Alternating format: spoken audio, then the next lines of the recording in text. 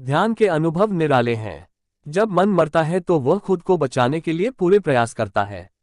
जब विचार बंद होने लगते हैं तो मस्तिष्क ढेर सारे विचारों को प्रस्तुत करने लगता है। जो लोग ध्यान के साथ सतत ईमानदारी से रहते हैं वह मन और मस्तिष्क के बहकावे में नहीं आते हैं, लेकिन जो बहकावे में आ जाते हैं वह कभी ध्यानी नहीं बन सकते। प्रत्येक ध्यानी को ध्यान के अलग अलग अनुभव होते हैं। यह उसकी शारीरिक रचना और मानसिक बनावट पर निर्भर करता है कि उसे शुरुआत में किस तरह के अनुभव होंगे। लेकिन ध्यान के एक निश्चित स्तर पर जाने के बाद सभी के अनुभव लगभग समान होने लगते हैं।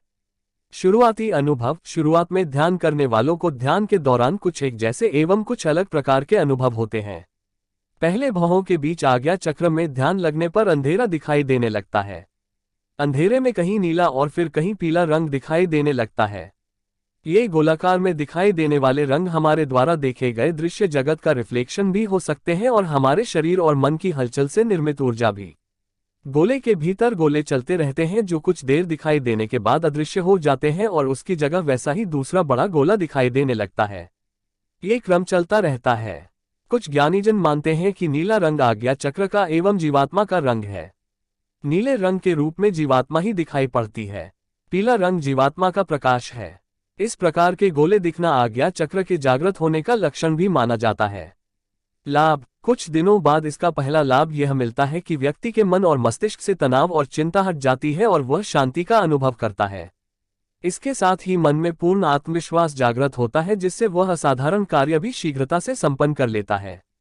ऐसा व्यक्ति भूत और भविष्य की कल्पनाओं में नहीं जीता। दूसरा लाभ ये कि लगातार भृकुटी पर ध्यान लगाते रहने से कुछ माह बाद व्यक्ति को भूत, भविष्य, वर्तमान तीनों प्रत्यक्ष दिखने लगते हैं।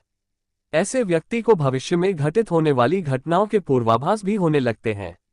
इससे ये सिद्ध होता है कि उसकी छठी इंद्री जागृत होने लगी है और अब उसे ज्यादा सतर्क रहने की जरूरत है। यदि आगे प्रगति करना है तो ऐसे व्यक्ति को लोगों से अपने संपर्क समाप्त करने की हिदायत दी जाती है, लेकिन जो व्यक्ति इसका दुरुपयोग करता है उसे योगभ्रष्ट कहा जाता है।